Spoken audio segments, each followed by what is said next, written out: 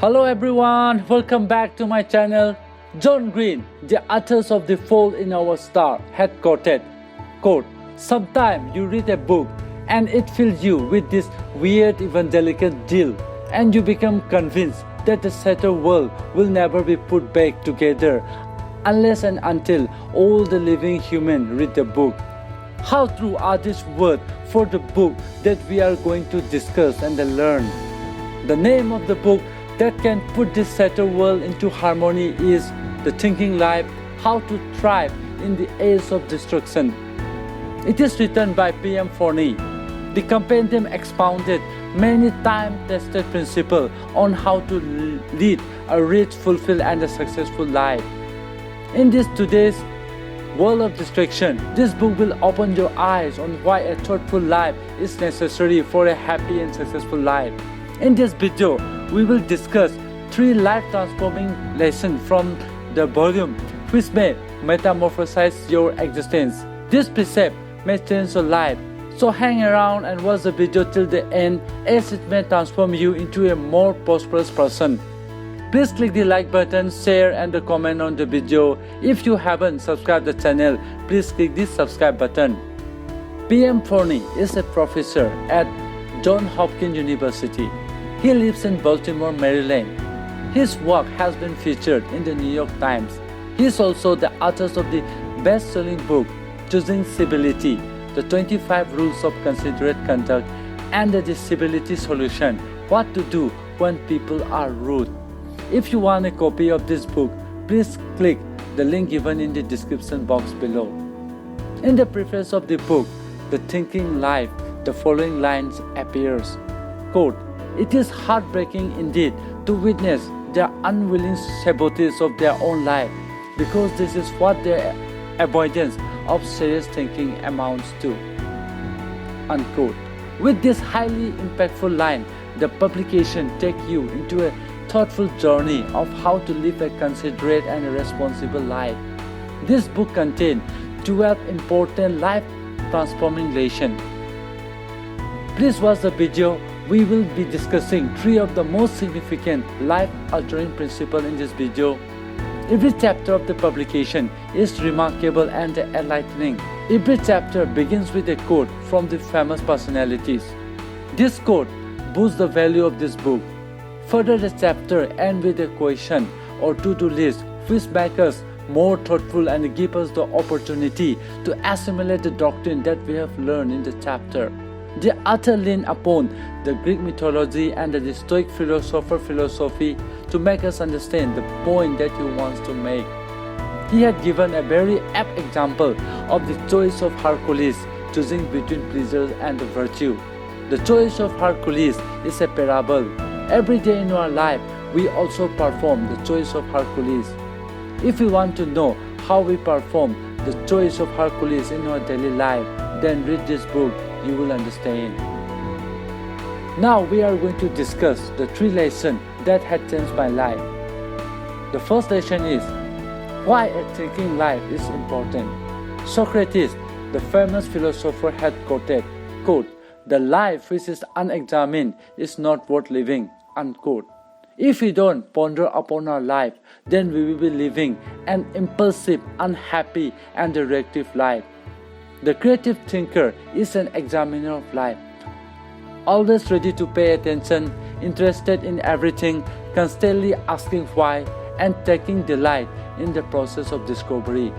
When you start to live a thinking life, then you think first before you say or do something. You stop and contemplate about the best way available to you to perform the given task and about the likely consequence of your action. If you don't think before performing a task, then the result or the consequences may be harmful or detrimental to you.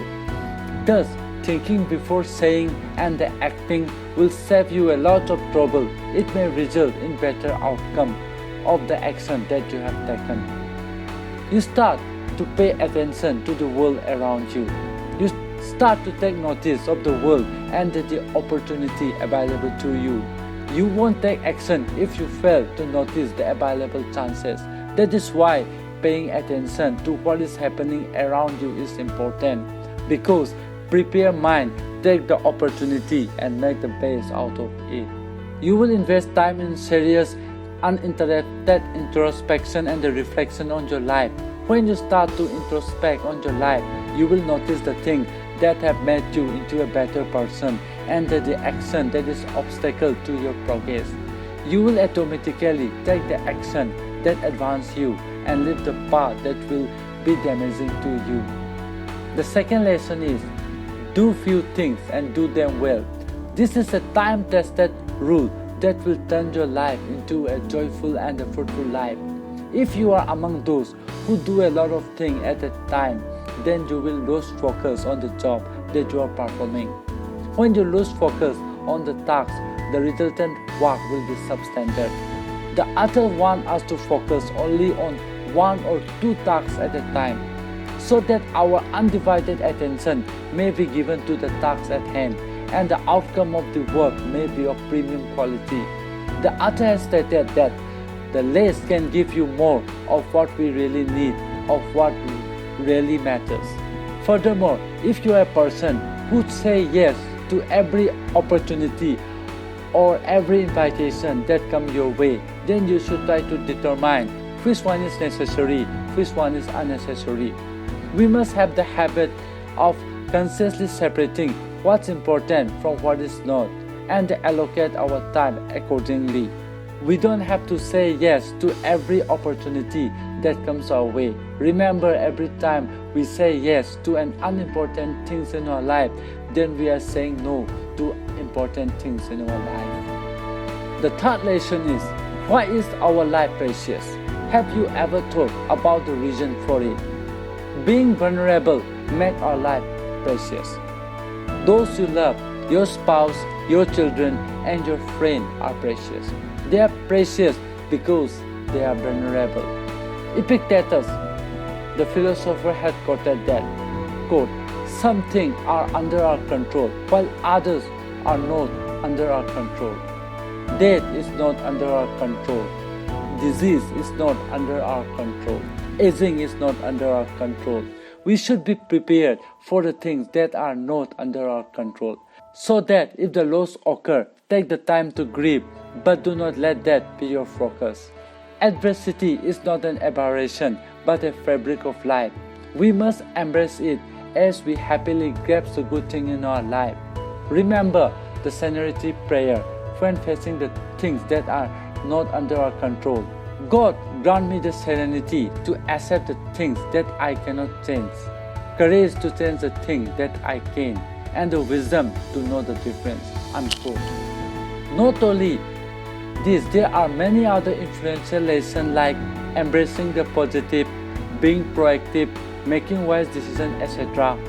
It is a cookbook on how to prepare a thoughtful, proactive, jubilant, and a prosperous life. It is a must-read for persons who are suffering and who want to make something big out of life.